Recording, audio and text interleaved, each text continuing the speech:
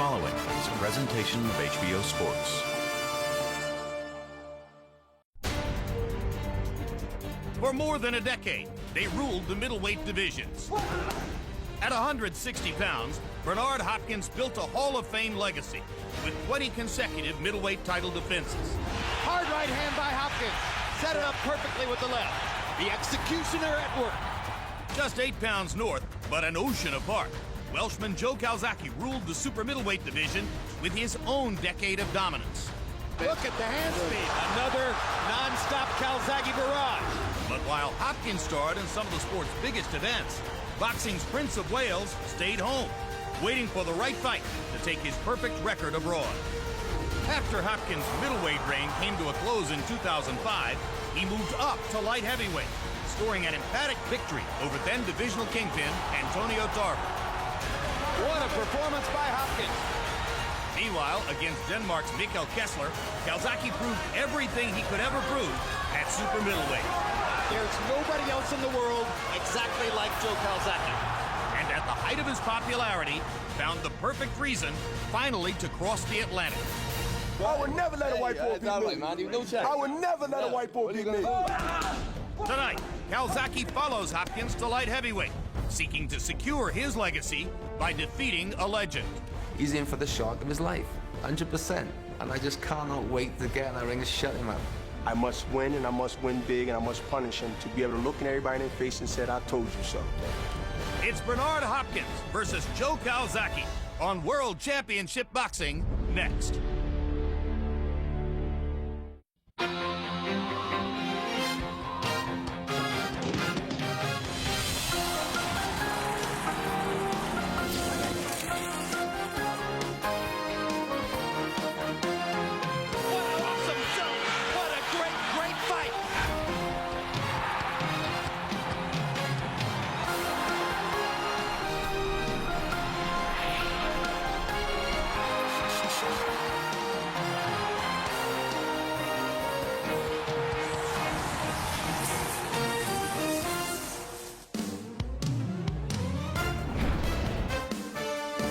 Welcome to another edition of HBO's World Championship Boxing, coming to you live from just off the strip in Las Vegas, Nevada, where tonight worlds collide in the light heavyweight division as undefeated Welshman Joe Calzaghe, fighting for the first time on American soil, takes on Bernard the Executioner Hopkins in what projects to be a fascinating matchup of surefire future Hall of Fame fighters.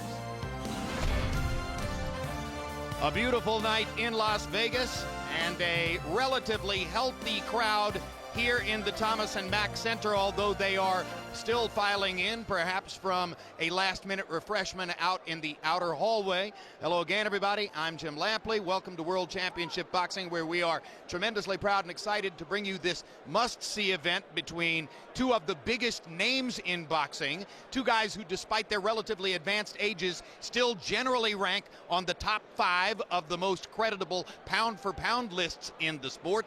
Joe Calzaghe against Bernard Hopkins in a fight that essentially had to happen. Working with me, as always, HBO boxing analyst Max Kellerman. Max, we know who they are. What's the significance of this fight? Well, I mean, this is the winner's bracket. This is the finals. The winner of this fight will have proven that they're the best fighter, 175 pounds and south, in all of boxing. But Bernard Hopkins has reached a rarefied position in the sport, I think, once held by Muhammad Ali, where the question going into Hopkins fights is not like it is for every other fighter in the world. Can they excite? Can they titillate? Can they compel us to watch? With Hopkins, it's simply, can he figure out a way, this old legend, to overcome the unstoppable force in front of him? In this case, Joe Calzaghe. How unstoppable is Joe Calzaghe? What's on the line for him tonight? A win here, and maybe he's the greatest European fighter in history, the greatest super middleweight in history. And, Jim, should Floyd Mayweather be upset by Oscar De La Hoya, the winner of this fight will be considered by most the best pound-for-pound fighter in the world. Fascinating. And Calzaghe's in very small company, Max, in being able to remember the name of the last guy to beat him 18 years ago in an amateur fight. He's never lost as a professional, but Emmanuel Stewart, much has been made in the build-up to this about Calzaghe's never previously having appeared in the United States. Is it fair to say that he still has something to prove by coming to the United States to try to beat an American fighter on American soil? I think that's true, Jim. You know, even though he's had a lot of success in Europe, he really has become only popular in America with his last two fights, Mikhail Kessler and the Jeff Lacey fight. So he's still not that known and recognized and respected in America. And it's the one thing that I learned from the Klitschko brothers when I first got involved with them. They said that Max Smelling told them, if you're really going to be accepted as really a true solid fighter, you must go to America and be successful. Thus far, we've had Nassim Hamed, who only had normal success over here, and even the great following we had with Ricky Hatton. When he had his first significant fight, he fell short with all of the fans that he had here. Lennox Lewis thus far has been the only fighter from Europe that has came over here and established and be respected as a great fighter. Calzaghe is doing it, and he's doing it with one of the best fighters in the world. Indeed, Calzaghe, of course, as you already know, first met Bernard Hopkins on that weekend when Ricky Hatton suffered his first loss 5 months ago to Floyd Mayweather in this city. Now Calzaghe leaves what has literally been for him a cocoon, a charmed life in the bucolic surroundings of Newbridge in Wales. Far different from what he faces here in Las Vegas.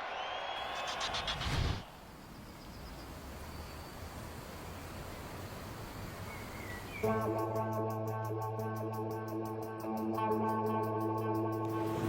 leave it to the last minute, we do. Have you noticed? We start packing 24 minutes before, not 24 hours. It's the first time he's ever done this, taking his son out of the friendly confines of Newbridge, Wales before a fight. But as Joe Calzaghe's father and trainer Enzo makes a final visit to the gym to pack for Las Vegas, he doesn't appear too concerned. We've got to have, first of all, gloves. Okay, where's that list? The gloves, the protector. Head guard, you've got the head guards, yeah, we just put it in. He loves his old gloves for sparring. He's had these for 12 years. It's amazing. As you can see it, like 12 years. It's amazing. These are the only ones he ever wears. We'll be focusing basically on the event. Thomas Mack, 19th of April, that's the only thing that's in their mind. Viva Las Vegas. Later in the day, son Joe is himself in the midst of running several last-minute errands. Yeah, I got to leave early in the morning. I think the flight's 10:15, so I think we got a car picking me up about 5:45. It's not too bad. It's about a 3-hour drive to Gatwick, to the airport.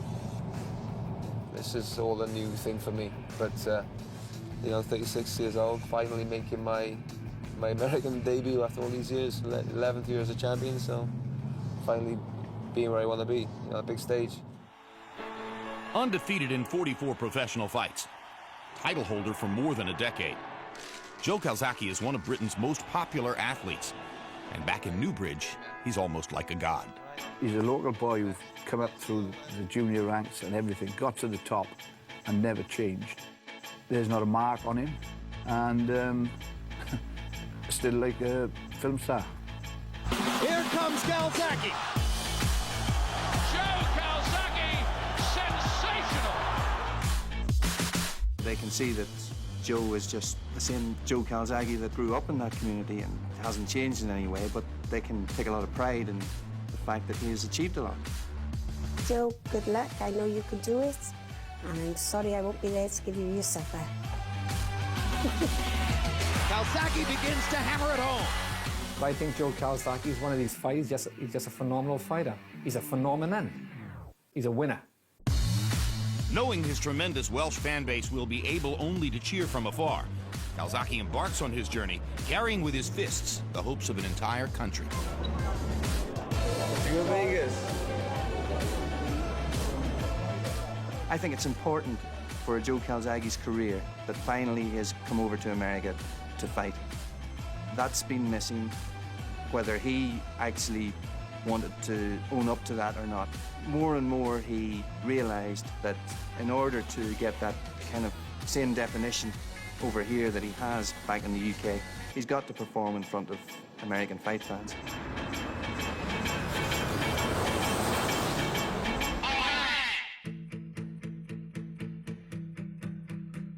totally different climate, totally different time zone, where you're not the home fighter. So then you're outside your comfort zone. I'd have no problem with that challenge. That's why I'm over here. I'm the super middleweight champion of the world. I don't need to come here. I can put a lot of people, as you know, in the stadium. But this is where I challenge myself. You know, one thing, this fight is ice on the cake for me. This would not be the kind of choice in terms of, I want to go to Vegas to have my name up in lights. He's made a choice to come out here to show American fight fans and commentators in particular what he can do, how good he is. Much has been made of Calzaghe coming to America. Many say a victory over Bernard Hopkins is necessary to cement his legacy. But for Calzaghe, it's leaving the sport with a perfect record that's most important. Hey, listen, I'm undefeated, and I want to stay undefeated. I don't want to retire undefeated. I want to be like the very, very few fighters, Rocky Marciano, few fighters that, you know, all the great fighters, they get beat. But I'm kind of so close to doing something that, you know, it's very, very rare, and that's retiring undefeated.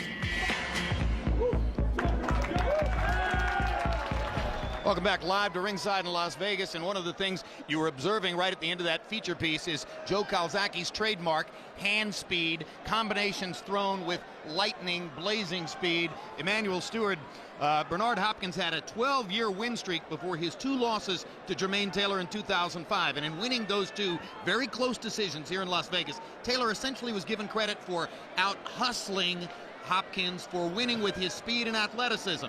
Could we be looking at the same thing here tonight?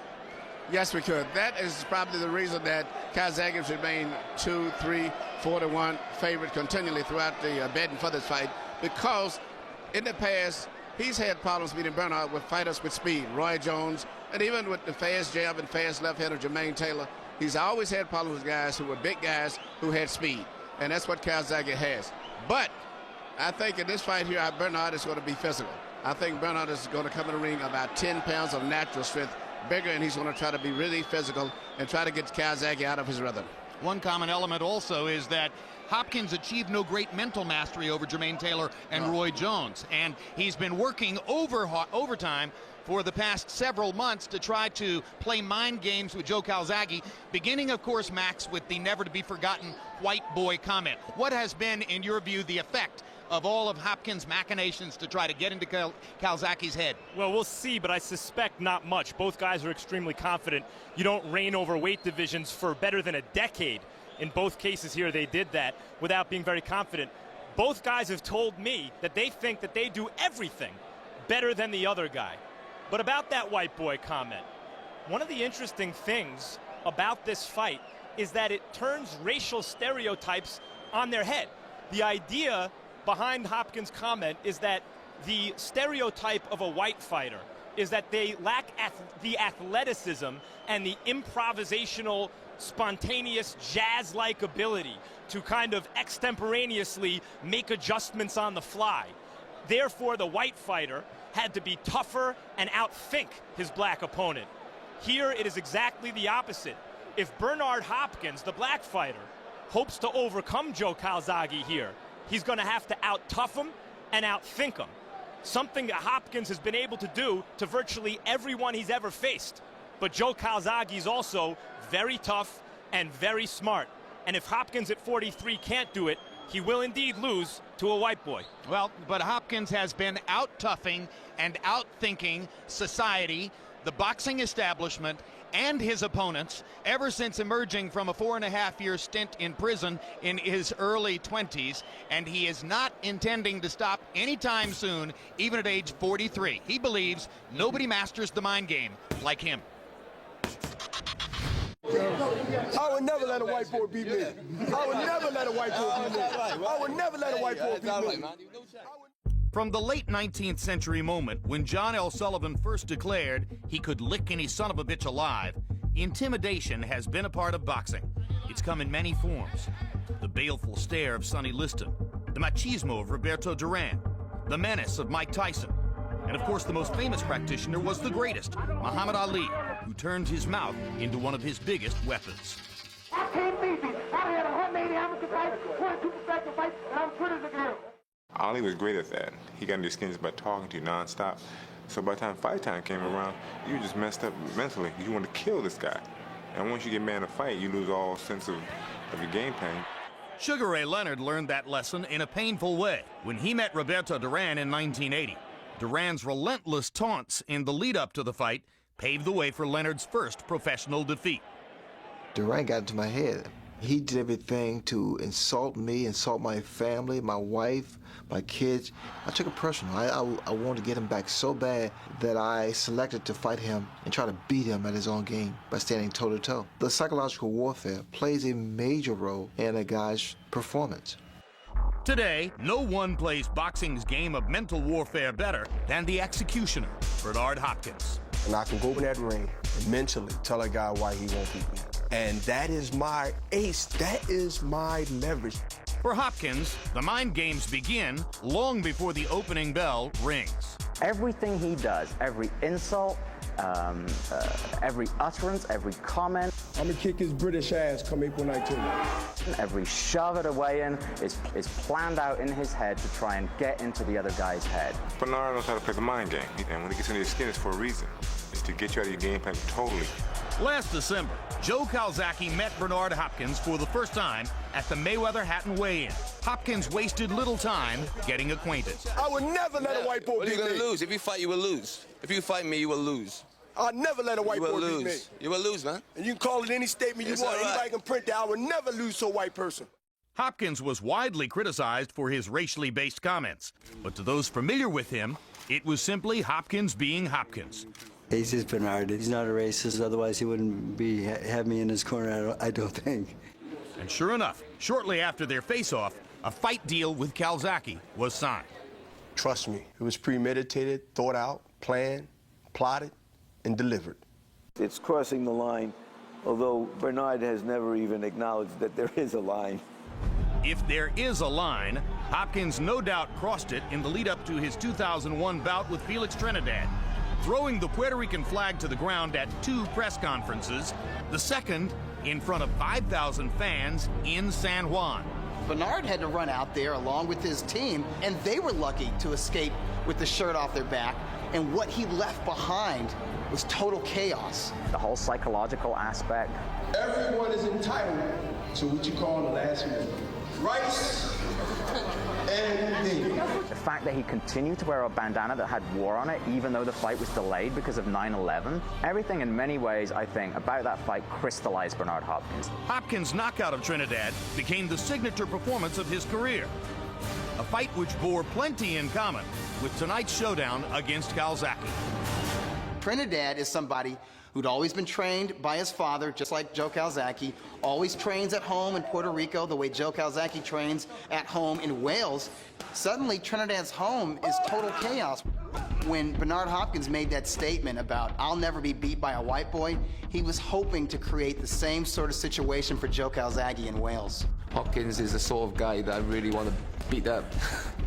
You know, with his big mouth and his bad attitude, and you know, he's sort of something I don't really like. Joe probably wants revenge. He's angry. He wants me. He's gonna try to keep this cool, calm, and collected. But in back of his mind, he wants Bernard Hopkins to eat his words. He's gonna try and make me fight his fight. That's his plan. He thinks he's clever than me. We're gonna see come fight night. What I do know is what I said. I must win, and I must win big, and I must punish him to be able to look in everybody in the face and say, "I told you so," and leave the issue and the comment and the answers alone. Winning is everything. It's the only thing. It's survival to the finish. Calzaghe's ultimate answer to the white boy comment was pretty good. He said, "I don't want to lose to a white boy either, or a green boy, or a brown boy, or a red boy, or whatever other color they want to bring to me."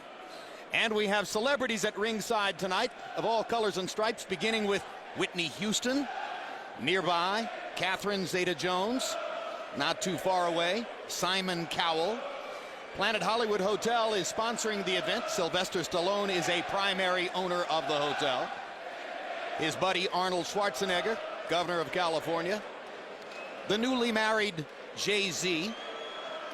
Not far away from him, Jim Belushi. And tennis superstar Pete Sampras, Michael J. Fox, and a variety of others also in the crowd tonight. Now let's begin the pageantry that will lead up to this big event with ring announcer Michael Buffer. Ladies and gentlemen, and now for the first of two national anthems.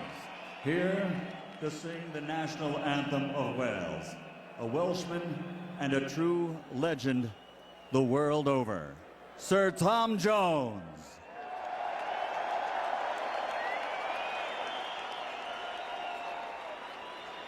Are we working? It's on? Great. Are you ready? Here we go. My in blood burn harder and unholy me, Ross Rabbit and Torion and Wagyon Ovry. I good all Ravel with glad God with Tramad, Dross Ravid, Coslasant, I wa. Glad, glad, Bladion Oivin glad, Tramo and Vid, in be Rosbad, oh blooded,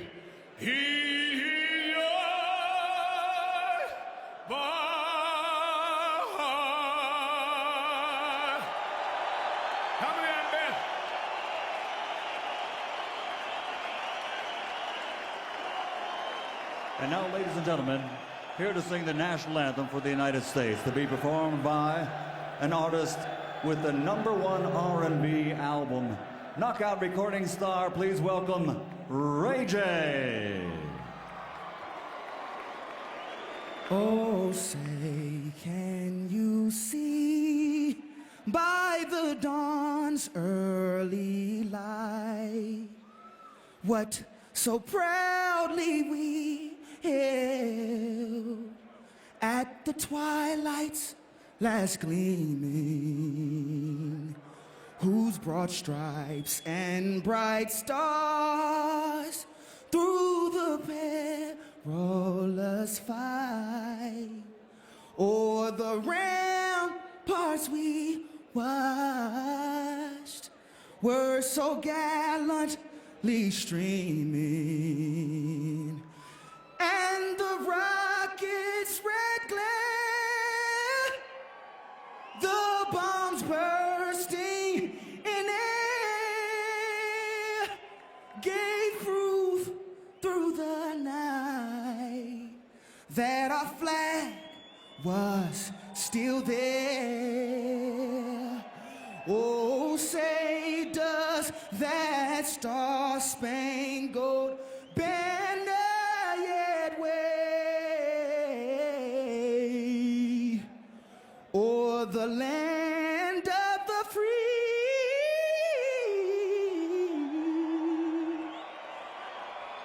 and the home of the brave?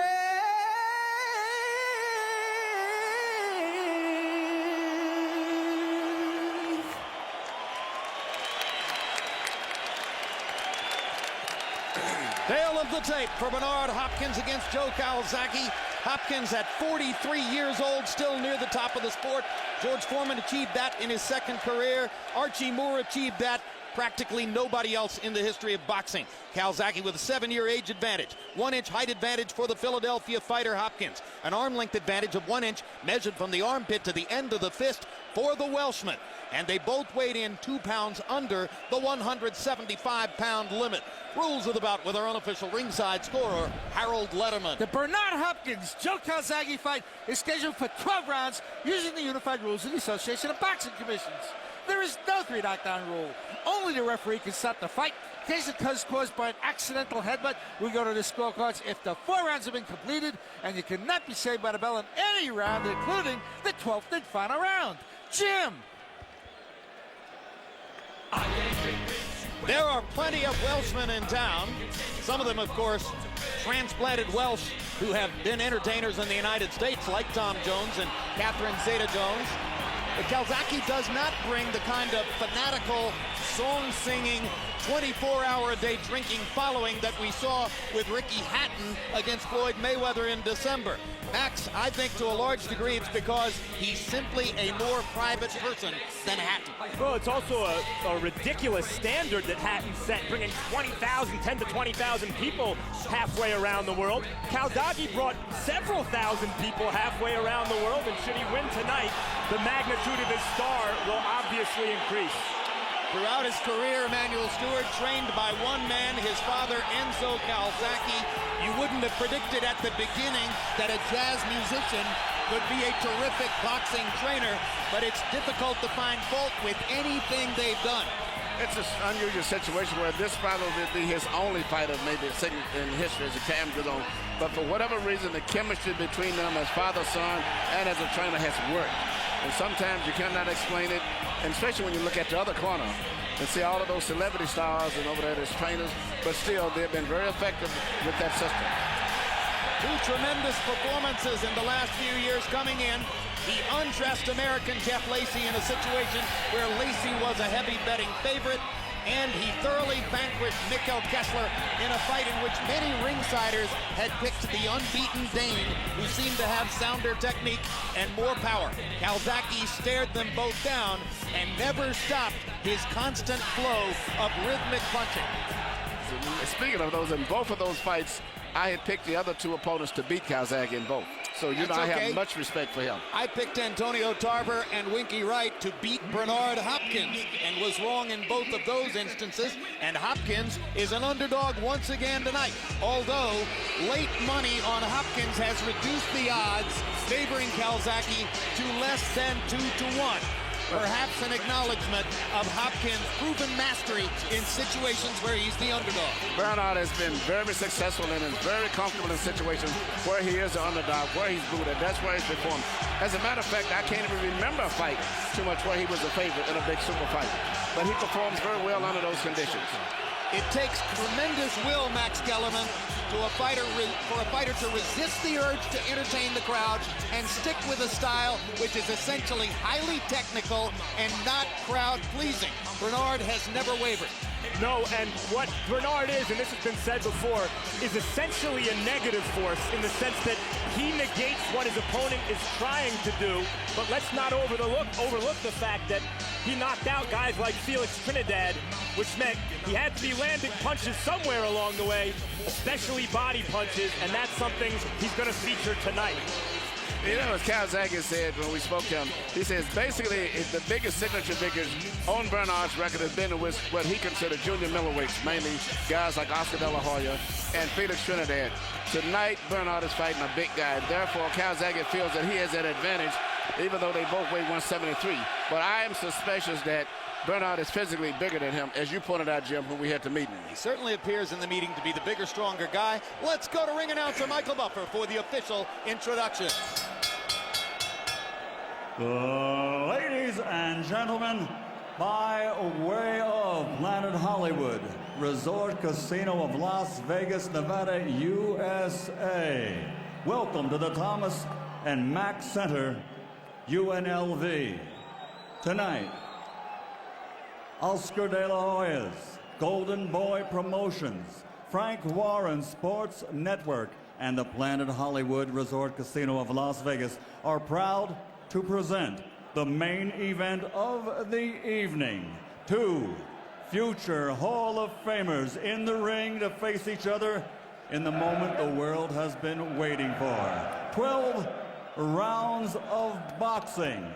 This is a contest recognized by fight fans the world over and Ring Magazine for the linear and true light heavyweight championship of the world. Brought to you in association with HBO Sports and sponsored by Rockstar Energy Drink, party like a rock star, Affliction Clothing, and Southwest Airlines, the Spirit of Freedom. Sanctioned by the Nevada State Athletic Commission, Chairman John Bailey, Executive Director Keith Kaiser. At Ringside, the 3 judges scoring this bout on the 10-point system: Adelaide Bird, Chuck Jampa, and Ted Gimza. And inside the ring, the referee in charge of the action at the bell, Joe Fair but Firm Cortez. And now, for the thousands in attendance and the millions watching around the world, may the best man be victorious. Ladies and gentlemen, let's get ready to rumble!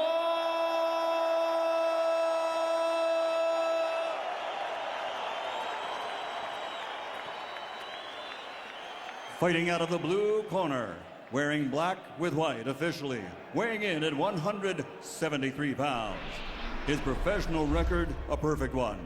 44 bouts, 44 victories, including 32 knockouts.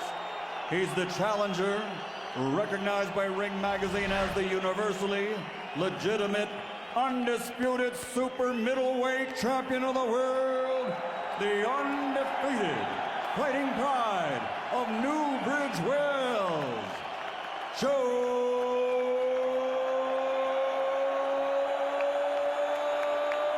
Calzaghe.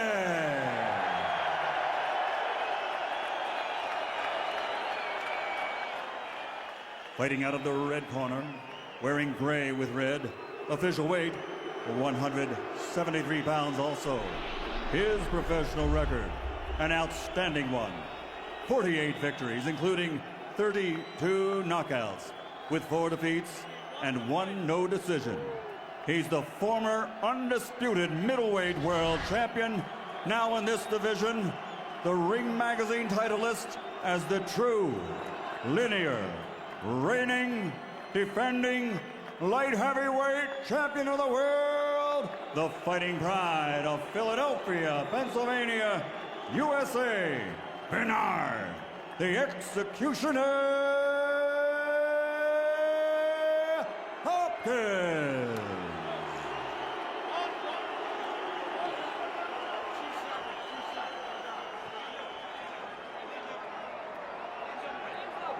All right, gentlemen, we went to the rules of the dressing room. I expect a good, clean fight. I referee your fight, Bernard, in the past, no problem. Joe, I referee your fights in the past, no problems. I don't expect any problems tonight. I want a clean fight. Obey my commands at all times. Remember, guys, I'm fair, but I'm firm. Touch him up. If there's a fighter alive capable of handing Joe Calzaghe his first professional defeat, it's Bernard Hopkins. He certainly knows how to do it after having studied Calzaghe. The question is, at 43, can he physically implement what he knows how to do?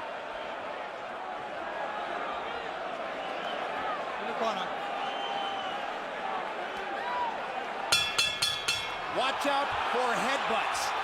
In 2 of Hopkins' last 4 fights, the opponent wound up with a cut as the result of a butt.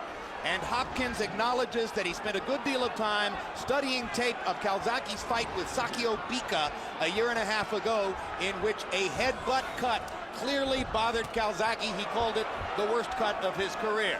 And to point out just what you said, Hopkins made his first aggressive move. He ran in with his head down again, as you see right there. He looked like he's focusing as much on keeping his head down, whether it's for protection or to cause a butt as it is punching. Bring out. Calzaghe makes his first spirited forward rush of the fight, and they wind up tied together on the ropes. Cortez breaks them up. And Calzaghe got the better of that head exchange as he seemed to bother Hopkins with his own head on the inside.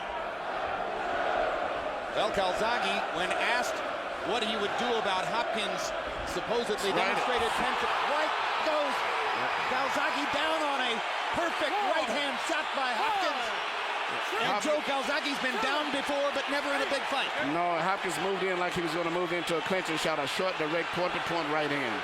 What an embarrassment to Calzaghe, and already an extra point on the scorecard for Hopkins. In Calzaghe's first big fight against Chris Eubank, he was also dropped early in the fight, got up and dominated Eubank in an excellent fight the rest of the way. It was a long time ago. And Chris Eubank ain't Bernard Hopkins. Hopkins isn't exactly a knockout puncher, but he landed that right hand straight on the chin. You have two fighters who are probably the two best adjustable fighters in boxing today. Calzaghe proved that in his last fight with Kessler, where he came back and turned the fight around, and Bernard does the same thing. So you're going to see a lot of adjustments in this fight as it goes on. And already in round one, Calzaghe is showing tremendous respect for Hopkins' counter-punching skills. The Joe Calzaghe, who throws 70 to 80 punches per round, is nowhere evident so far, as his punch output is clearly being limited by his respect for Hopkins.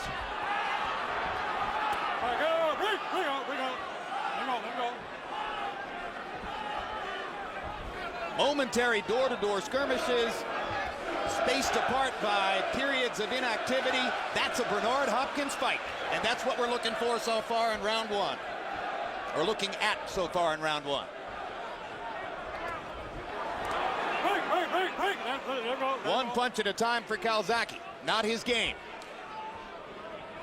And there's a trickle of blood on the nose of Calzaghe, right on the bridge of the nose. Perhaps the product of the right hand that dumped him on his shorts. What a great start for Hopkins in round one against Joe Calzaghe.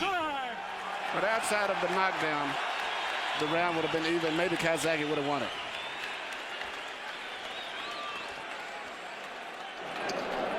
So, the best of fighting fights. Okay, left hands are not working. You wouldn't know. Really? There's no problem. Left hand at all. So that's too much to leg. His leg, that's all you feel. Good.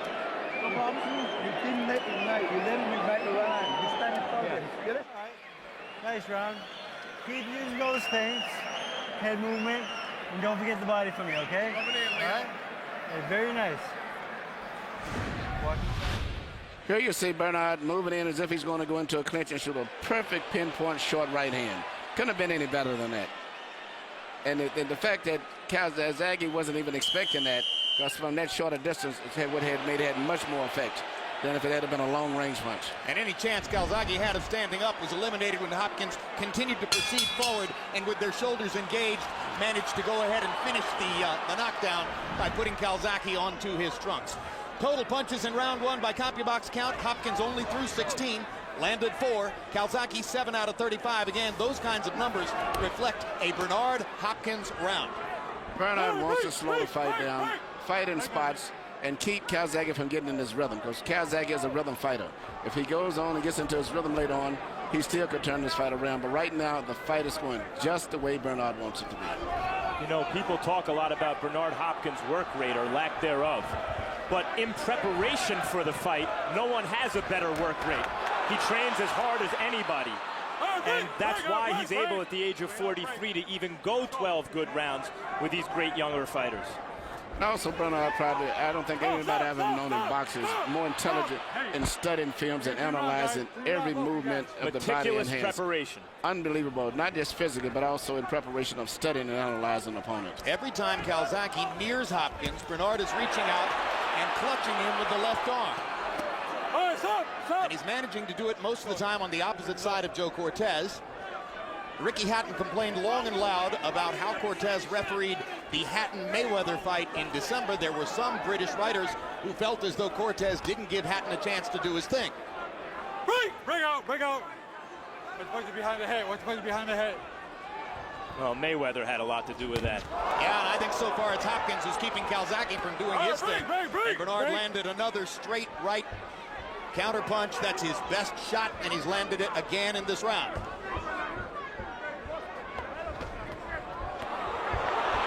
Calzaghe beginning to get a chance to let his hands go. But still showing a lot of respect to Hopkins on the inside. You see the blood again trickling from the little cut on the bridge of Joe Calzaghe's nose. Calzaghe seems to be getting his rhythm going a little bit here. He's a rhythm fighter. He's starting to punch, bob, and weave. He's making adjustments to Hopkins and making Bernard fight at a little faster pace than he wants to fight at. Hey, come on, keep legs up. All right, keep legs up.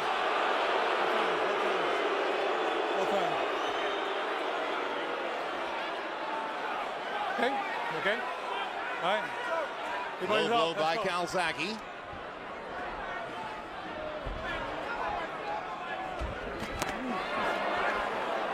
Once again, Hopkins reaches that left arm out. Momentarily holds Calzaghe, then drops it as Cortez comes in. All right, break. Get him out.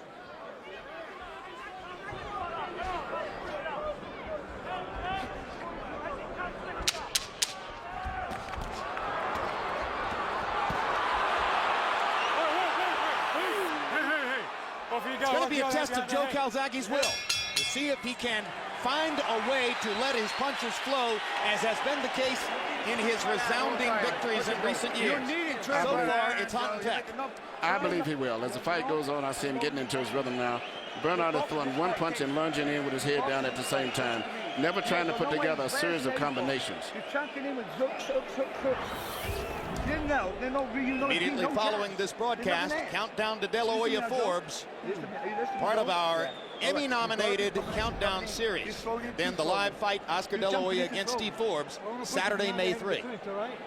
Sorry. Don't please. All right, don't worry about it.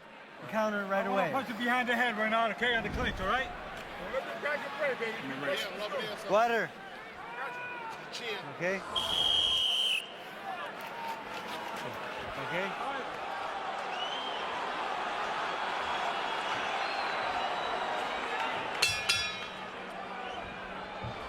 CompuBox numbers so far figure Calzaghe for having thrown 33 jabs and landed none.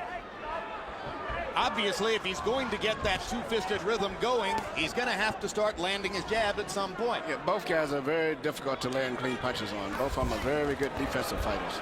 And now Calzaghe goes with the lead left hand down the middle and lands it. That may be a tactic that he would use to greater effect as time goes on. Guys, I got to tell you, I think the majority of the effective punches have been landed by Hopkins, including in the last round. Bernard said going into this fight, he's not going to be able to beat me on flair. And I don't see Calzaghe beating Hopkins on flair so far. All right, stop. Hopkins getting in 3 right-hand body shots before Cortez pulled him apart. Bernard Hopkins is extremely adept at getting in subtle punishment when the two fighters are engaged in what might be called clinches, and it doesn't look like much is going on. Something is going on, like that. Bernard's a very cagey guy, and one of his heroes is the famous middleweight from Philadelphia, Benny Briscoe, and he's, who kept his head down, which avoided from getting hit, made opponents hurt their hands, but also he's landing very short, accurate punches. Calzaghe is busy, but his punches are more of a slap. Bernard's are more crisp, more accurate, more body weight. Calzaghe's game is to fight at a moderate distance. So far, Hopkins is making him fight either from great distance or in a phone booth, up close. Both of those situations are better for Hopkins. Bernard is fighting the fight that he wants to fight. Calzaghe cannot fight the fight he wants to fight at this stage. And that's saying something, because Calzaghe's always been able to impose his style on his opponent. But still, as the fight goes on, I think he's going to step it up whether he wins or loses, because he's just that type of a guy. He makes great adjustment, and once he senses he may be losing the fight, he does become more intense. Well, the first adjustment that appears necessary here is how to find a distance at which he can mount his offense without getting sucked into Bernard's vortex. And it seems to me that minute by minute, he's beginning to feel his way toward that. You see his hands flowing more rhythmically here in round 3.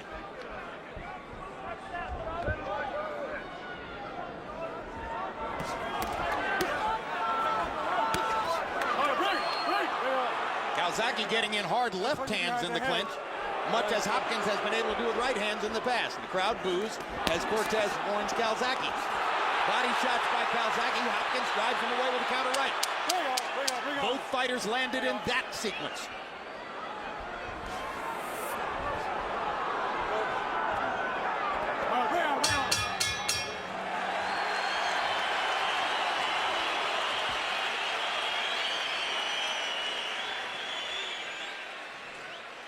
Yeah, he's doing the pace you can't maintain after. Okay, can you keep it going, Joe? Yeah. How do you feel? It feels good, Joe. And lower the left hand, start getting left, right, left. All right, double combination. Keep a tight guard, though. Keep it today, yeah, but you've been too worried about the tight guard. That's what's catching you. He's catching you because you relax it, you throw the left. You have to be careful. Yeah. You have to be careful, Joe. Yeah, cool. You got to start stepping these rounds up. You start stepping up, a bit too cautious. He's catching on the cautious, right? When you hear me? All right, you just can't get away with one punch, okay? He's a sucker for the right hand. Come back to the left hook. Feint him, right hand, left hook. He's going to work all night long, I promise you. All right? Let's go. Deep breath. Freddie Roach is the head trainer in Hopkins' corner. He actually has 4 people on his staff, which might be called a kind of joint chiefs of staff arrangement. Trainer Mackie Shillstone, John David Jackson to talk about southpaw and defense, Nassim Richardson, who's been an assistant trainer throughout his career, and Freddie Roach. Harold, how do you have it through 3? Okay, Jim, 2 rounds to 1, 29-27. Bernard Hopkins. You got to give him an extra point to round 1, just like you said, for the knockdown. But Jim, I got to tell you, Bernard's got Joe Calzaghe fighting his fight. In other words, Hopkins' fight. Calzaghe rushes in, and Bernard hits him with a right hand. I thought Joe was busy enough to win round 2, but certainly in round 3, the Hopkins right hand was more effective. 2 rounds to 1, Hopkins.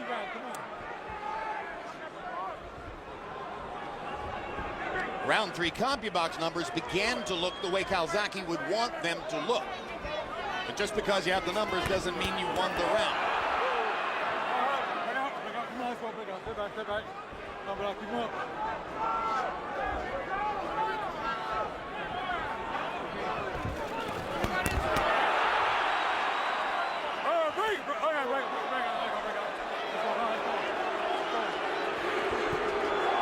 Big right hand from Hopkins. And Calzaghe looks bewildered at Hopkins' tactics. Come here. Come here. Come here. Come here. Come here. I tell you, I don't want any rough tactics. I don't want to take any points. I disqualify either one of you, understand? It's a clean fight. Let's go, time in. You heard Freddie Roach tell Hopkins, right hand, or feint right hand, left hook. It'll work all night. Bernard's most effective punch is, and usually has always been, back and back, and then throwing a right hand at the knee, just like that, with his head bent down at the same time. That's his most effective. He doesn't put a flow of combinations together, but he's very effective with that right hand. All right, bring on. Partially effective because you have to worry about the head and the right hand at the same time. Absolutely.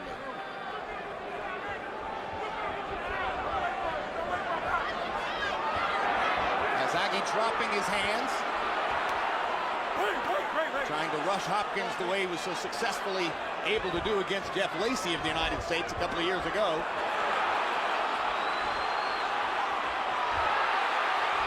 Hopkins fighting off the ropes with his counter-punching accuracy. Yeah, and it seems to me continuing to land the cleaner, more effective punches, although in this round not landing as many of them.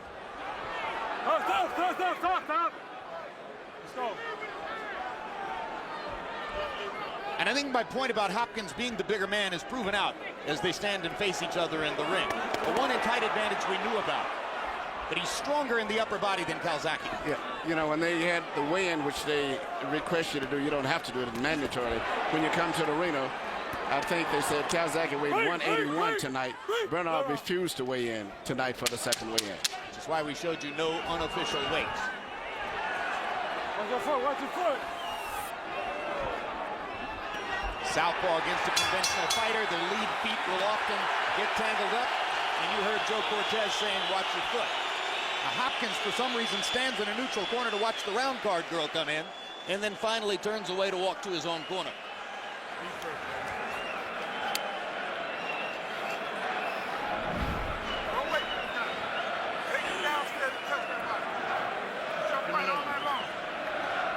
Okay. Steve. They start using the feint. He's dropping his head when he calls out. Right up. Right? Move the other way. Move the other way, but you're reluctant to do any combinations. He doesn't mind them. What's that measure speed on? In between. Yeah, okay. Here you see Bernard land a right hand, and as he usually does, he follows up not with a left hook like he would. We use it with physical tactics, such as hitting it with his head or shoulders. But he's been successful with it in most of his career, and if he can get away with it, more power to him.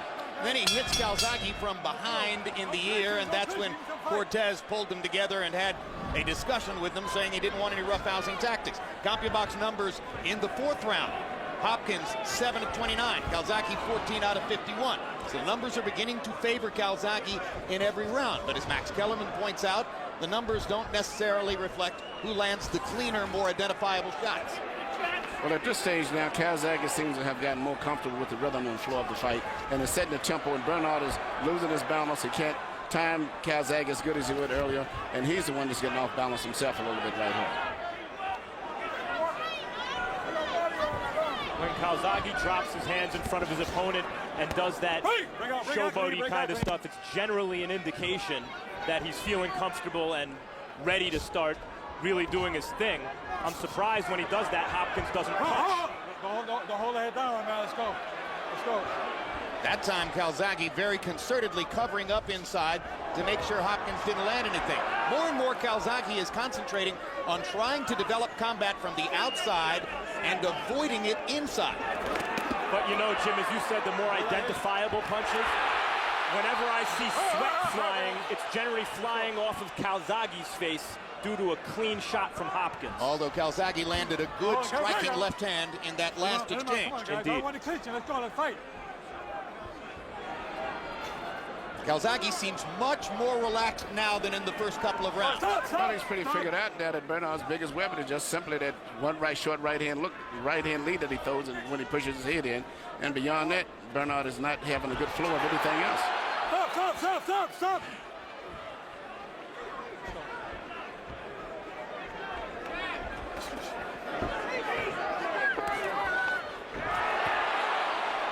All right, stop.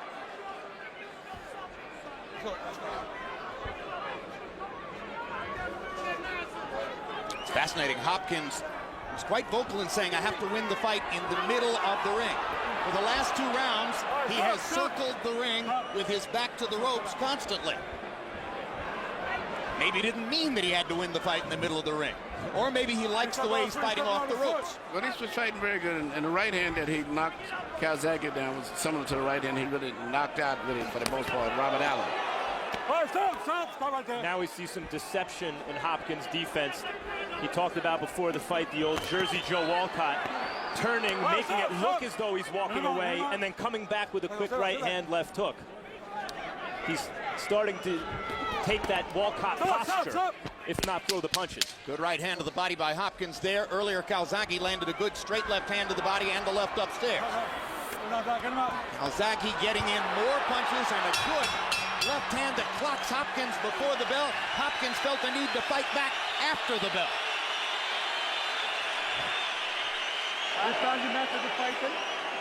I just found a method of fighting now. Later tonight, West Coast viewers can catch the latest installment of Real Sports, featuring an interview with presidential candidate Barack Obama on his love of basketball. I can't imagine more fun than having a good pickup basketball game. With Hillary Clinton, perhaps. East Coast viewers can see a replay of the show tomorrow morning at 8 a.m. And April 29, it's a special live edition of Costas Now. Bob Costas leads a town hall-style discussion into the relationship between sports and media. You need more than 1 2 shots. Let's go to combinations. When you do combinations, you can't handle your team. Okay? Combinations.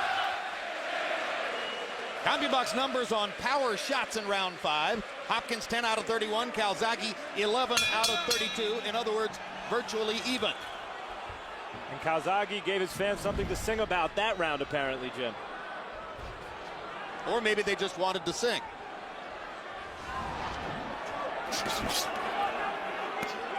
It's become a repeating pattern of Calzaghe stalking Hopkins as Hopkins circles the ring with his back near the ropes and looks for counter-punching opportunities.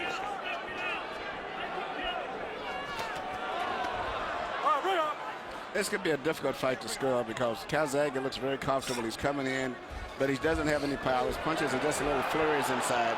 Bernard lands the cleaner punches, but Bernard only would throw 1 punch and then smother you right away after that. So it can be a very rough fight to score. Calzaghe is starting to make his left hand produce music upstairs.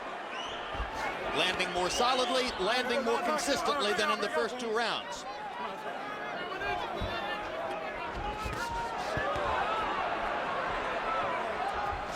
Remember, in case you joined us late, there was a knockdown in round 1. Bernard Hopkins catching Joe Calzaghe in the middle of the face with a perfect right-hand counter shot and dumping him onto his butt.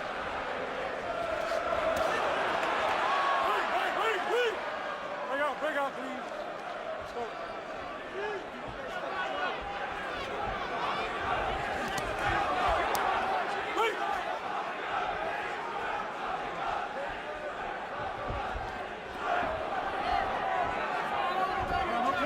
Calzaghe is putting more pressure on Bernard than any fighter that I can recall in years. He's coming to him all the time, and Bernard is having problems trying to time him now. And I'm surprised that Calzaghe hasn't stepped back and shot a left uppercut when Bernard goes forward, because Bernard runs in with his head down every time. Hard right-hand body shot by Hopkins amid a flurry by Calzaghe. There certainly has been a momentum shift over the last couple rounds, where Calzaghe seems to be more effective and Bernard throwing even fewer punches than he did earlier. Although they're caught Calzaghe. Good left-hand counter by Bernard there.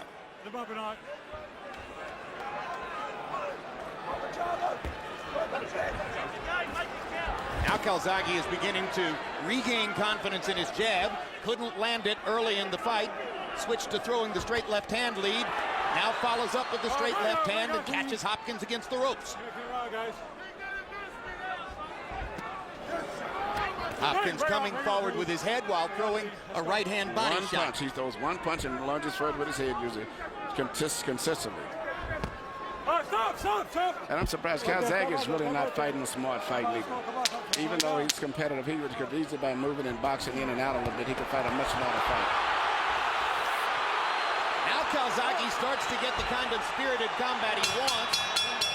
Cortez throws Calzaghe to the floor, pulling him off.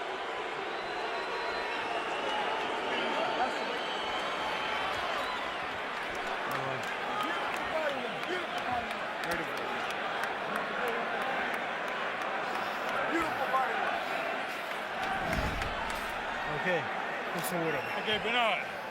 I want a clean round. I don't want any rough tactics. I don't want to start taking any points. Give me a clean fight. So this guy's still going behind the head, too. Yeah. Okay.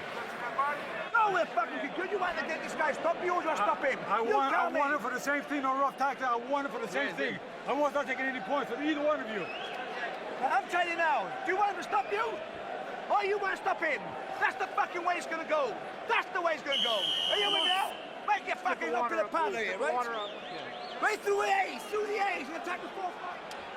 That's the most combative I've ever seen Enzo Calzaghe in dealing with his son. CompuBox averages through the 6th round. Hopkins averages 8 lands in 31 punches. Calzaghe averages 15 lands in 53 punches. Harold, how do you have it through 6? Jim, the last 3 rounds, I thought Joe Calzaghe's aggressiveness and clean punching, he just won them all. Anyway, 4 rounds to 2. 57, 56, Joe Calzaghe. Now, there's only a 1-point difference because Hopkins has that extra point for the knockdown. But you know, Jim, in the last 3 rounds, Joe's coming in. He's really getting into his rhythm. He's using the right jab more, landed a lot of straight left hands. He's just landing more clean, effective shots. Hopkins lands an occasional right hand, but not much more. 4-2, Calzaghe.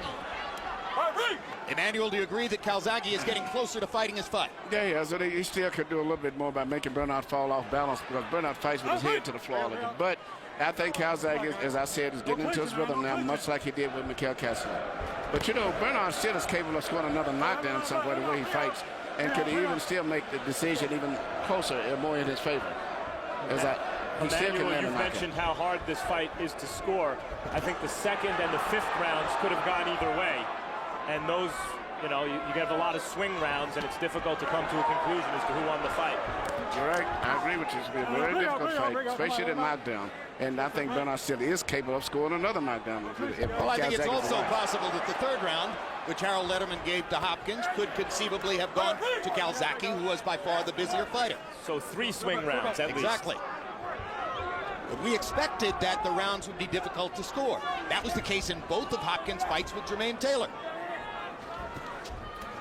No, and for those who would be critical of Hopkins' style here, I know Calzaghe's not a spring chicken, but this is a 43-year-old fighter that's ancient in boxing. And you know, it's amazing too. I've never saw Bernard Hopkins ever decisively beaten. and I saw all of his fights virtually, including the fight to Roy Jones. He lost the decision, but he was never really beaten, and he didn't have much experience. And we saw the fights with Jermaine Taylor. He's boxing's Greg Maddox. He's just an incredible athlete. Amazing man. Well, he spent 17 years fighting in the 160-pound weight class. And Emmanuel Stewart, you began to observe toward the end of his middleweight reign that maybe he would be better suited to move up in weight. He looked so spectacular in his first light heavyweight fight against Antonio Tarver that you were tempted to wonder, well, what might he have been if he had been a light heavyweight for 4 or 5 years prior to that? He has been a light heavyweight. He just always, without even in training, eating nothing but vegetables and, you know, running every day at 5 or 6 in the morning. He was always, and still he was very weak making 160. He's been a light heavyweight a long time. Calzaghe scores a rally along the ropes. Hopkins felt a need to retaliate.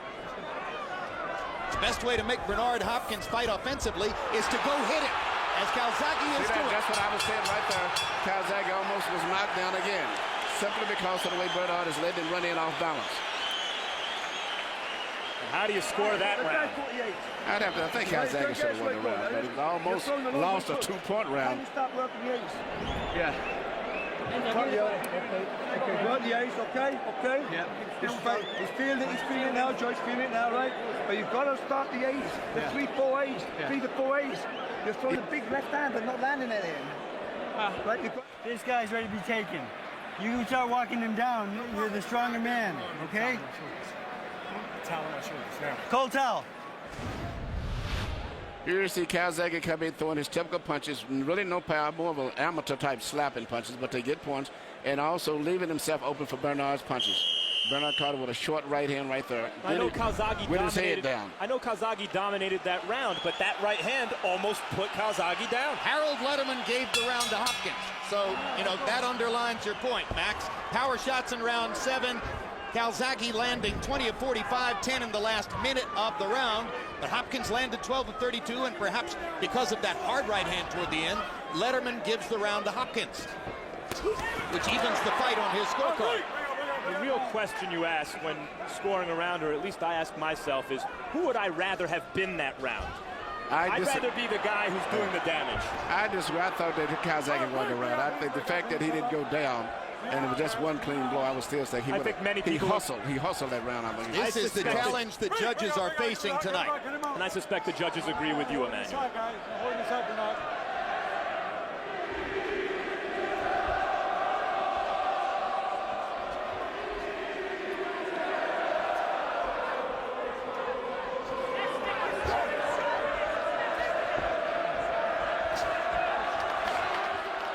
Bernard is very cagey still at all times, always looking for that one little punch.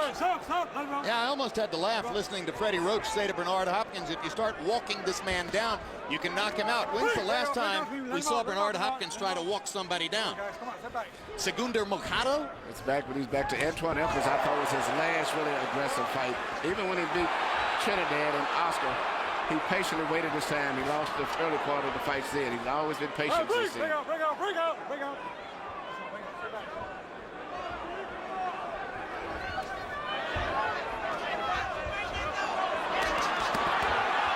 Another 4-punch rally by Calzaghe, punctuated by a right-hand counterpunch from Hopkins.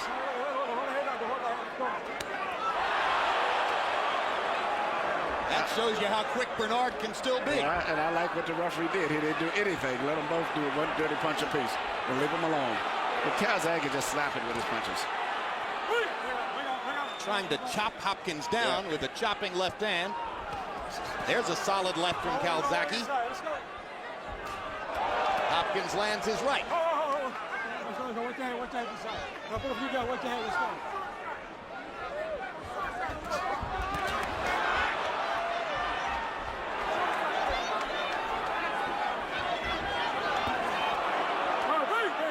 Hopkins is an elusive target as you follow him into the corner. Yeah, very, very, very cagey guy. Looked like to be in great shape too for his age.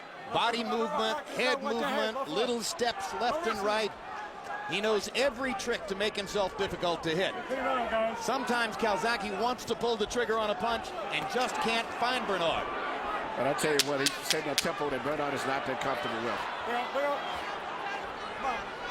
Calzaghe constantly trying to apply pressures, trying to speed the tempo of the fight, trying to make the 43-year-old man fight, and now showboating around the ring. You won it. If you carry like you won it. You won it. If you carry this way, you call it, all right? You're boxing to your pace. You can't stick your pace. The guy's knackered. He's knackered. Yeah. He's throwing a left hand. You're throwing left on its own. On its own. You got part of the combination. Where's the fucking 4 C's got on there? Yeah. Yeah. On my head. Bernard, when you're throwing the combinations, this guy can't handle you. All right? Now here, these rounds getting a little bit close. Okay, I want more combinations. You hear me? All right? Here you see Calzaghe throwing punches. Right now is a case of just his time and his rhythm has came into play now, and it's being a big factor as the fight moves on now. He shortened up his punches to try to make sure of landing against the elusive Hopkins. He's taking power off, but opting for accuracy, and it's beginning to pay off. They said he's very, very adaptable at changing and adjusting to do whatever he has to do to win a fight. CompuBox numbers in 8. Hopkins 15 out of 38. Calzaghe 22 out of 65, including 7 out of 28 jabs. That's the best Calzaghe has done with his jab in the entire fight. We're into the 9th round of a scheduled 12. And the urgency of the issue is portrayed in the way Enzo Calzaghe is trying to whip his horse into the stretch here. But he's still out to be good straight left. Good straight left hand by Calzaghe, right on the button. More and more he's been able to target that punch. Jab lands for Calzaghe, and this time he blocks the right hand counter. That's been pretty rare. Hopkins gets in the right hand counter, but another little flurry by Calzaghe of these short punches, which are designed to be accurate and land. He's made his adjustment. His punches are shortened up as he comes in a distance. He said he adjusts his situation. I was surprised when he fought Jeff Lacey that he actually beat Lacey on the inside with uppercuts when he wanted to. Calzaghe reminds me at this point of the hitter who shortens his swing against a knuckleball pitcher. He's trying to take the simplest, shortest cut possible to find the ball. What he did there is what he should have been doing more in the fight. When Bernard starts coming forward, just merely pull back, because Bernard would lose his balance because he punches with his head down as he comes forward. There's a difference in their approaches, as we mentioned earlier. Calzaghe is jazz, like his father, the jazz musician. It's improvisational. He figures it out as he goes along. Hopkins meticulously prepares his game plan. And has an almost mathematical approach to trying to win. And maybe that improvisational ability is what we're seeing here. Hard right hand for Hopkins, but Joe was rolling with the punch. And he's coming right back and not letting Bernard really take the play. He's still setting the tempo. And Bernard is having a time, trying to time and figure his rhythm out. And now he's just lunging forward now. American judges tend to favor aggression fighters, fighters who come forward. And especially in Las Vegas. Here, that's Calzaghe.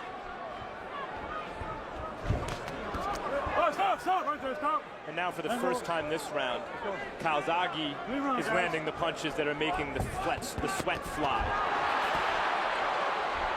Hold that head, Calzaghe.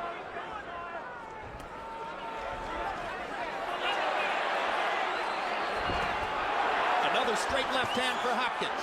Excuse me, for Calzaghe. As he stepped in. Hopkins' hands don't seem to have the same zip that they had in the first 6 rounds. He's never been pressured like this. Nobody's ever pressured him in a fight. Trinidad, Austria, always everybody respected him. This guy's pressuring him and mentally intimidating him too.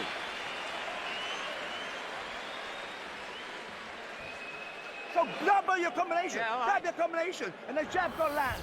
Land the jab, he's got fuck all in there now, right? He's doing the same old pattern now. Rat-a-ta-ta, follow the boss. Where he goes rat-a-ta, spin him up and bring the uppercuts in. You listen to me, Joe, you listen to me, Joe. You won the next 4 rounds in big style. Big style. I think this guy's ready to be knocked out. Trust me, trust me, trust me. Listen, well, let's tell him how to do it. Listen, now when you move your feet up to him and you're making him use his legs, you've got to punch with him, okay? He's gone away. All right, now come on. You understand? Yeah, he's letting you stopping you punching. Come on, Joe. Here you see Joe landing a punch that he's been landing very effectively as the fight goes on. Straight right hand. a left hand, and sometimes he changes up and loops it on the outside, which is causing problems for Bernard trying to figure out where the left hand is coming from. Well, Max Kellerman talked about Calzaghe's improvisational quality. More and more as the fight has gone on, he has found answers for the riddle of Bernard Hopkins. CompuBox numbers in 9. Calzaghe 25 out of 61. His high number for landed punches in the fight. Hopkins 13 out of 41. Harold, how do you have it coming to the 10th? 86, 84, 6 rounds to 3. Joe Calzaghe.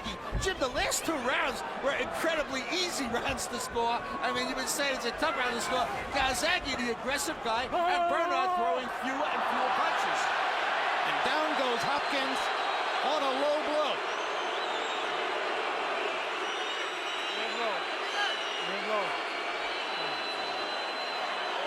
No point deduction so far. You're up to 5 minutes. Cortez is going to give him up to 5 minutes. It's the second time in the fight that Calzaghe has been ruled to have hit Hopkins with a low blow. Accidental low blow. That was accidental. Well, I think we can rest assured any more low blows and Calzaghe will be penalized. He pulls Calzaghe's head down. Yep. That was not an intentional low blow by no means, and it really wasn't that bad anyway. The part on the cup where it hit was not that damaging to me, at least my opinion. I mean, if that caused that reaction from Hopkins, then maybe we're underrating Calzaghe's punching power the entire fight. That did not seem like a big punch that would cause this kind of a reaction. I wonder if Hopkins is choosing to stop Calzaghe's flowing momentum here by taking as long as possible to recover. That's not going to happen. Calzaghe's got his rhythm. He's wired up right now. And now Calzaghe's playing to the crowd, walking back and forth in the ring with his hands out as if to say, come on. And Hopkins, unlike almost every fighter that you see in this situation, is taking every second he can. And grimacing as though he's still in pain. And limping as though he's having difficulty walking. Refusing to be pressured into taking less than 5 minutes. Is it an Oscar-winning performance, or did Calzaghe land a bomb?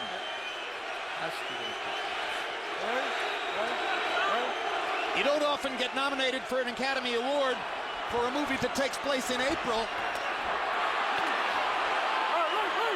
That said, we did not take the punch. That's true. Maybe it was debilitating.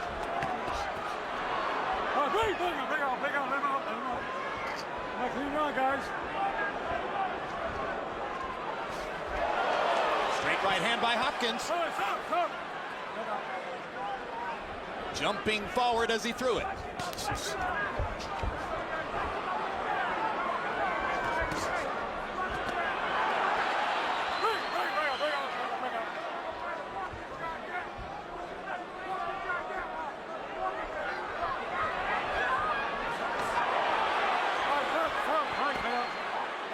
Calzaghe with his hands down around his waist. Hopkins elected to tackle him high. You've got to watch Hopkins' right hand set at all time. He's very dangerous with that right hand. Come on. Nobody wrestling inside, man. You know rough tactics.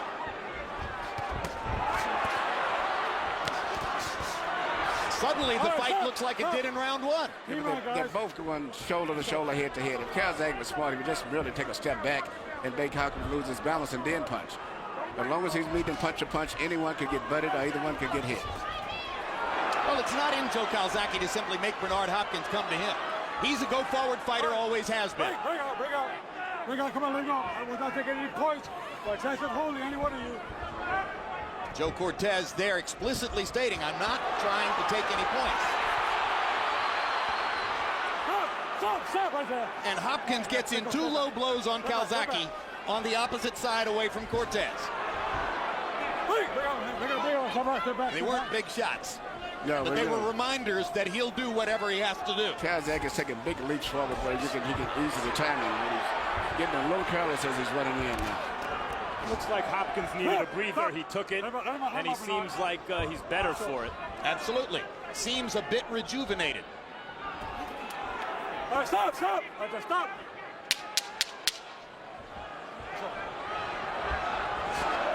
This round may be on the table as we come to the last 10 seconds. And Both guys let their hands go, but neither lands anything of major consequence. Hey, boy.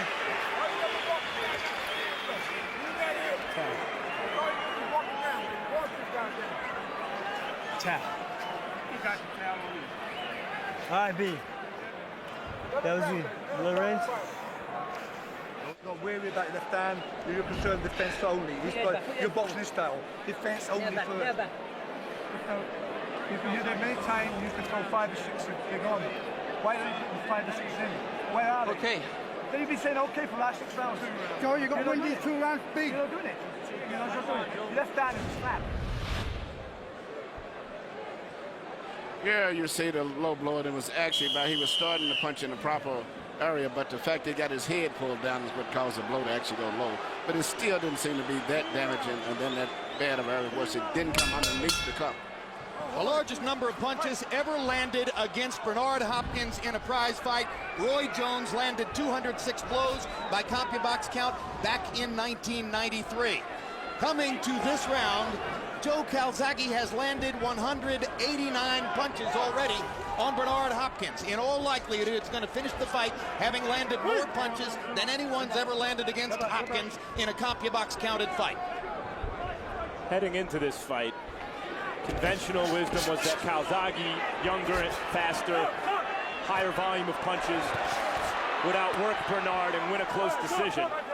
And that's what it looks like it's on its way to being this fight. The question now is, can the great old fighter pull something out of his bag of tricks and pull off the upset? Calzaghe may help him back. He's covered him so carelessly there, leaving himself wide open. And Bernard still is a KGO guy. He still can punch. And he has good eyes, so he can see opportunities. 2 of the 3 judges who are scoring the fight are very recognizable faces, well known here in Las Vegas. The third is a judge from Illinois, whose record is not all that intelligible to us. Don't know that much about him. We'll show you the judges later on as the fight progresses toward the decision. In spite of all the work that Hopkins has done with Mack Shilstone, the great conditioning coach, it seemed to me at the end of the last round, when they were both flurrying, Hopkins' old, tired arms were just unable to keep up with Calzaghe's. Well, you made the point that you thought maybe Hopkins took a long rest after the low blow to recover a bit from the exertion of the fight. Mack Shilstone has a tremendous record in having conditioned fighters for special challenges, including helping Bernard Hopkins become a light heavyweight to fight Antonio Tarver. He's did a fantastic job with all of the fighters he worked with. And to me, one of his masterpieces, though, aside from the Michael Spinks, preparing him to win the title from Larry Holmes, was Roy Jones, moving Roy up to heavyweight, where he looked very good and natural. That time, Calzaghe backed Hopkins off in an exchange of flurries. You know, and subtly, Calzaghe has been able to force Hopkins to fight more of his fight, flurrying with Calzaghe with his back against the ropes. All right, stop. Come on, let's go. Chopping left hand by Calzaghe. Now, Hopkins is claiming another low blow, but Cortez didn't see it. Let's go, Bernard. Come on, let's go. No, you need to go. Let's go, come on. Hopkins claiming he was hit in the cup. Cortez didn't see it. Consequently, there'll be no penalty. Cortez says go right ahead and fight. But might there be retaliation? Hopkins trying to retaliate with his big right hand. Look. Come on, let me have your hand. Let's go.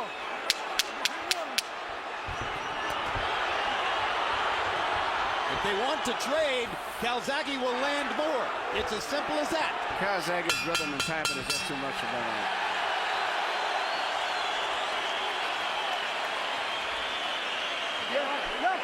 Left it for. Did he cheat him out? Fucking cheat my ass! Don't worry about cheating. What he's doing is what the fuck are you doing? You should have done a long time ago. That's all you want to do. Why leave it to round 11? I remember water walk. I remember water's empty. The what? Fucking, I guess a fucking water. Fucking, don't get it. It's out. It's over. You don't win this round. It's fucking over. You got to stop him. You understand? You got to stop him. Have you got it? We're going in the back of the last round. Now here. Go out there and own the guy. Finish strong, win the fight. All right, go out there. You winning the fight. Now let's finish strong. Let's finish strong. Ladies and gentlemen, this is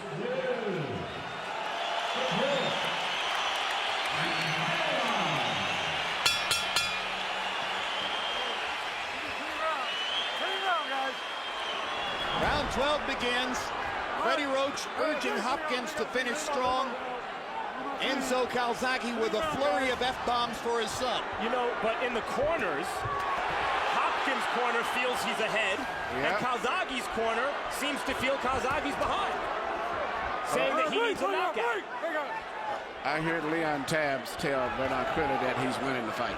Yep. Which was surprising to me. You never know whether he means it. You know, I mean, with an older fighter like Bernard, wouldn't you say that anyway, simply to keep him motivated and keep him going? And I think in the case of Enzo Calzaghe, he's trying to urgently whip his fighter into continuing to throw, continuing to let his energy flow. I would tell Bernard, every punch you throw with full power. You know, because you're not going to want to win it. Whether he wins it, I would tell him that he should go with full power in any punch that he throws. It certainly would seem that if somebody needs a knockout, it's Hopkins. Well, again, those early swing rounds, depending on whose favor they go in, might determine the fight. Good left hand by Calzaghe. Hopkins comes back with his arms windmilling. And speaking of swing rounds, here we are in the final one, and they're both fighting hard. As I was saying, the Nevada judges consistently like guys who force the fight, push action. That's how you had the controversy with Trinidad when they fought with Oscar, and always throughout history. So, according to the way they score, I would have Calzaghe winning according to Nevada's scoring system. It was a given when you compare their styles that Calzaghe would be the aggressor. The only question was whether Hopkins' counter-aggression would befuddle him and ultimately upend him. It certainly looked in the first few rounds as though it was more than possible. But then Calzaghe got his rhythm going in the middle rounds. That knockdown in round one scored by Hopkins also seems to loom large at the moment. Indeed. As does the fact that no point was ever deducted for the 2 times that the fight was stopped because of low blows by Calzaghe. And incidentally, it's Hopkins who came in with the low blow reputation.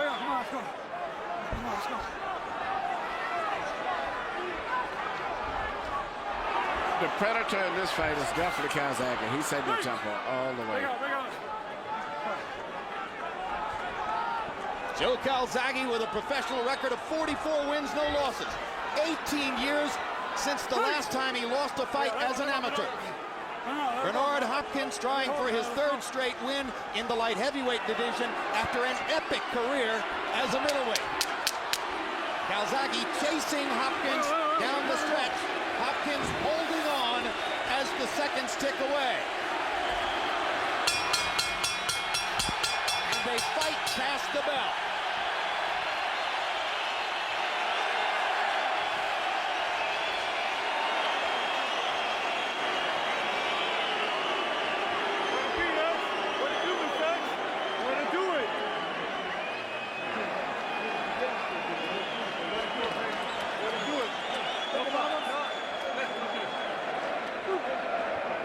Let's take a look at the 3 judges who have the responsibility of choosing a winner.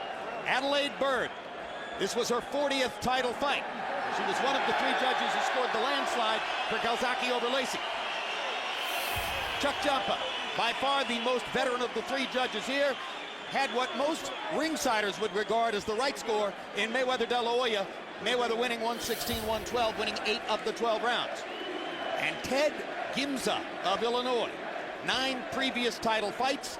It wasn't difficult to find Juan Diaz leading Julio Diaz 79-73, and we don't know much beyond that about him. Harold Letterman, what's your final scorecard, You know, Jim, I'll tell you something. In my eyes, it wasn't a tough fight to score. I mean, I saw the monstrous Bernard Hopkins right hand in the first round. But after that, I mean, Joe Calzaghe was all over him. 9 rounds to 3, 116, 111, Joe Calzaghe. He was the aggressor. He landed more punches. I thought he landed the cleaner punches. Bernard never landed any clean left hands the whole fight. And he won the last 5 rounds on your card. Oh, yeah.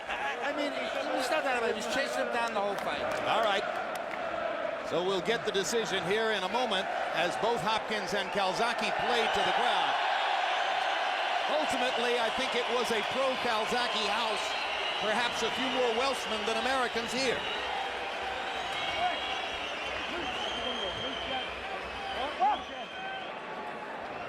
And perhaps quite a number of Americans who rooted for Calzaghe because of his more crowd-pleasing style. That's Mackie Shilstone there talking to Hopkins, the physical conditioner who has done so much for fighters like Hopkins, Roy Jones, Michael Spinks. CompuBox numbers found Calzaghe landing 232 total punches, by far the most ever landed by an opponent in 21 Hopkins fights counted by CompuBox.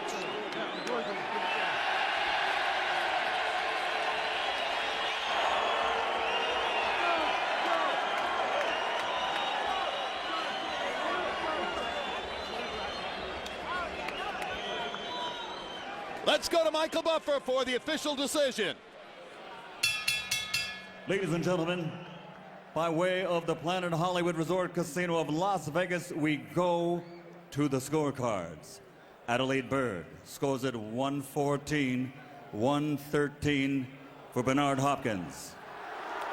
Ted Gimza scores at 115 to 112 for Joe Calzaghe.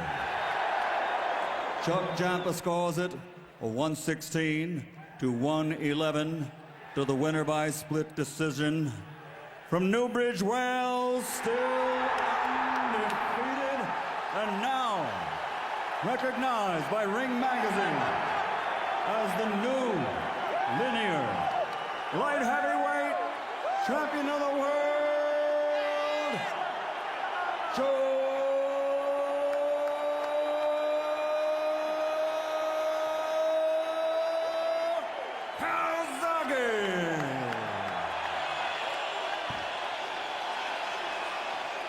Bernard Hopkins stood next to Michael Buffer during the reading of the scores and projected the look of disbelief as the third score was read, and Calzaghe gets the split decision victory.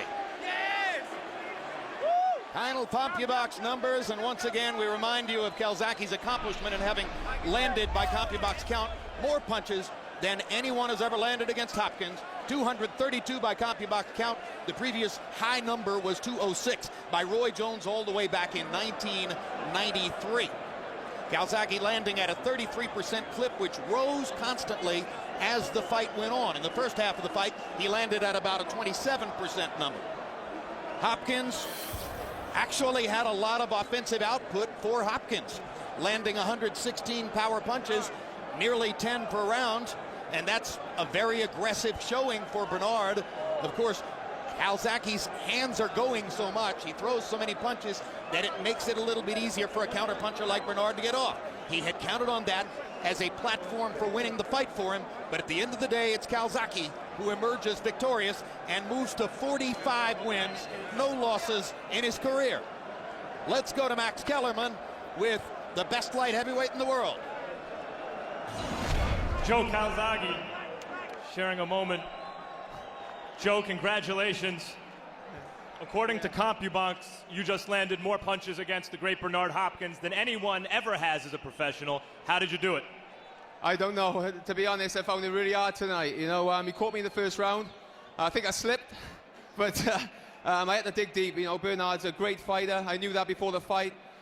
He was wild. It was very difficult to pin him down, so I just had to let my punches go. And it was a hard-earned victory. But I just love to say thanks to the fans, all the fans that come and see me. I love you all. Thank you so much. Joe, it seemed around the fourth round at some point, you started doing your thing where you drop your hands and have that kind of frenetic movement showing that you felt more relaxed. Is that something that you do to psych yourself up, or is that more a reflection of how you're actually feeling at that moment? I think it's just a reflection of how I'm feeling. You know, obviously I got caught early, so I was a bit wary of his right hand, you know, and he was very defensive, so I just had to be patient. But in the fourth round, it started to loosen up, and I felt I was getting stronger as a fight. I knew it wasn't going to be pretty, but the win's the win, and I thank God, and thanks so much. I'm so happy, so happy. You said you felt you slipped. It was a clean knockdown. Did he ever hurt you in the fight? Oh, we just said I slipped. No, I'm joking. He caught me the flash knockdown.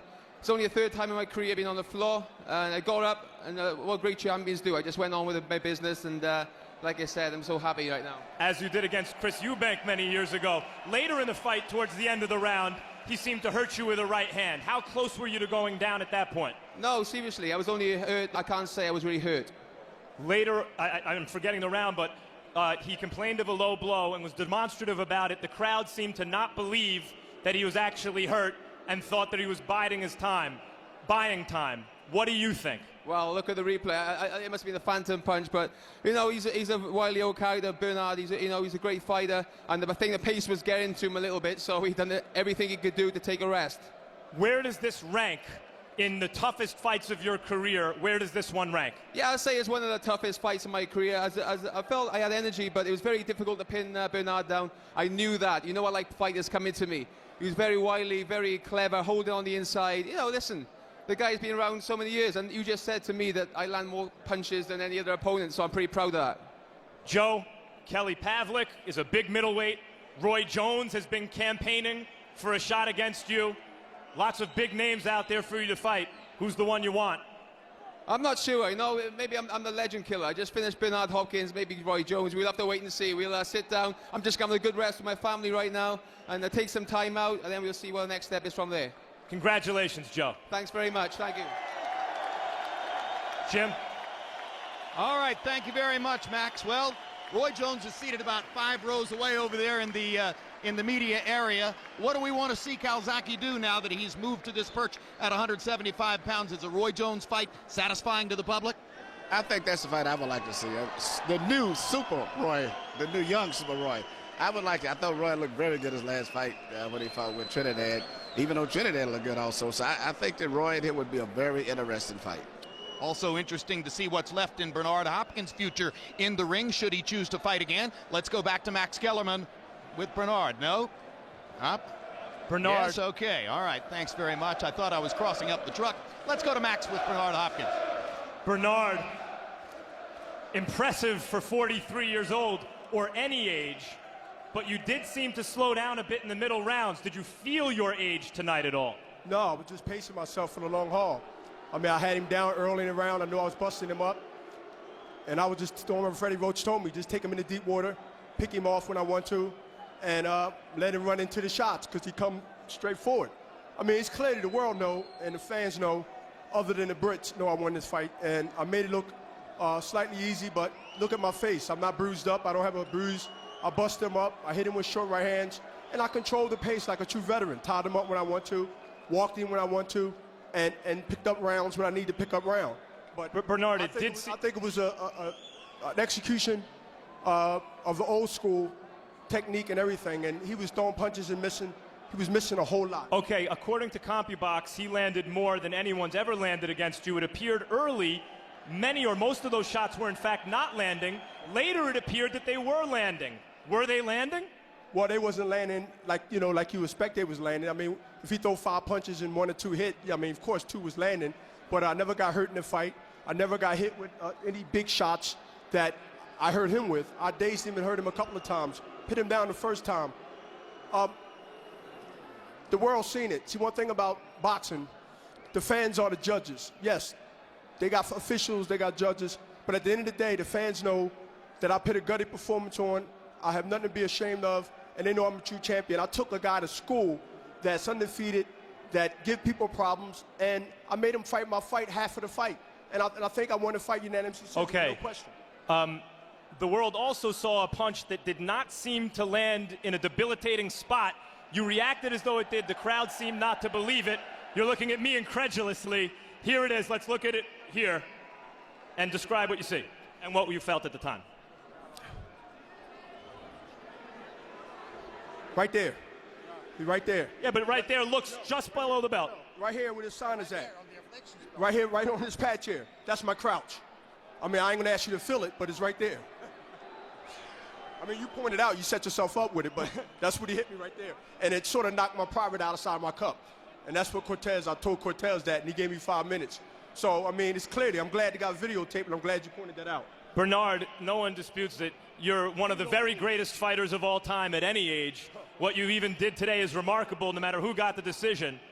But the question is, will this be it for you? What are your plans? Well, I'm going to talk to my partners, Golden Boy, talk to my wife, and just sit back and let the fans marinate this in their mind and show their disapproval.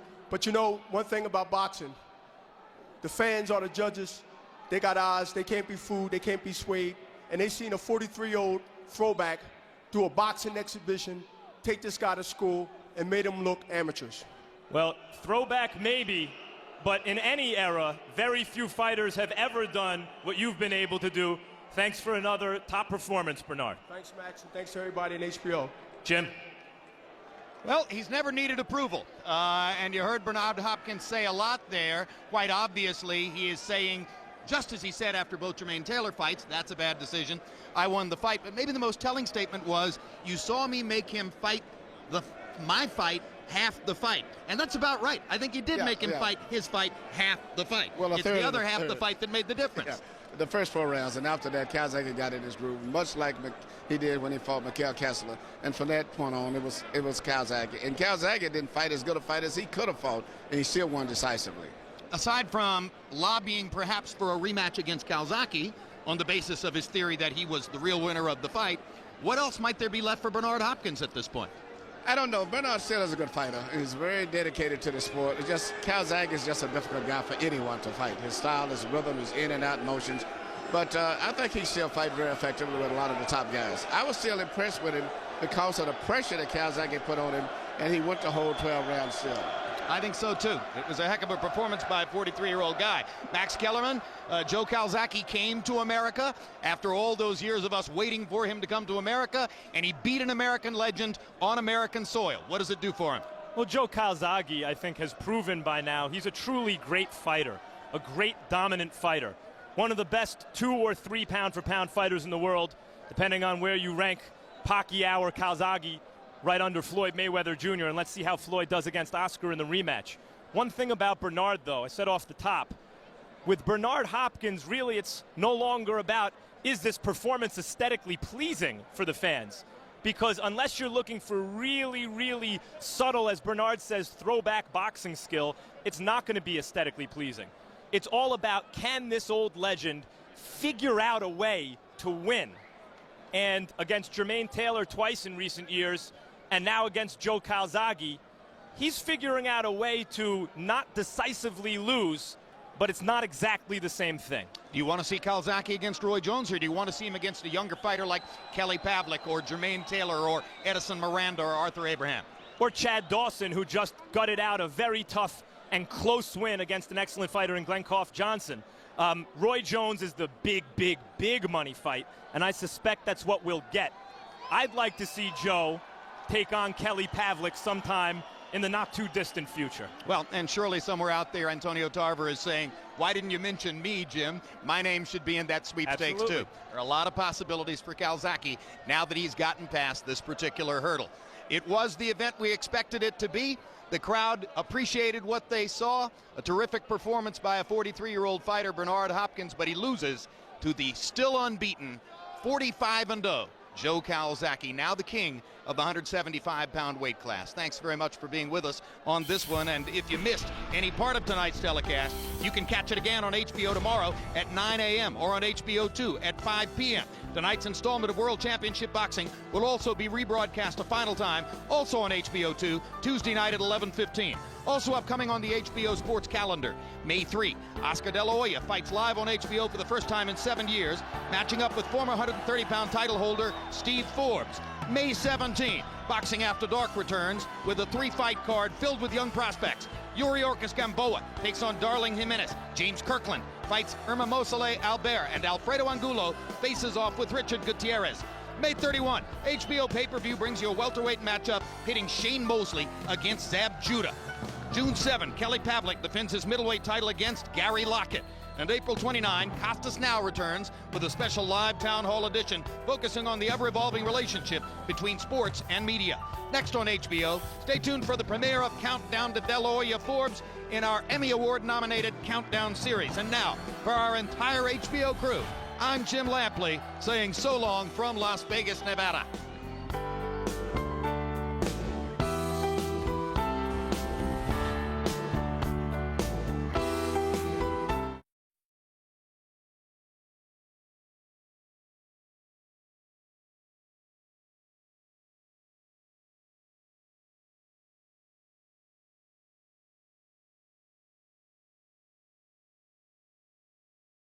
This has been a presentation of HBO Sports.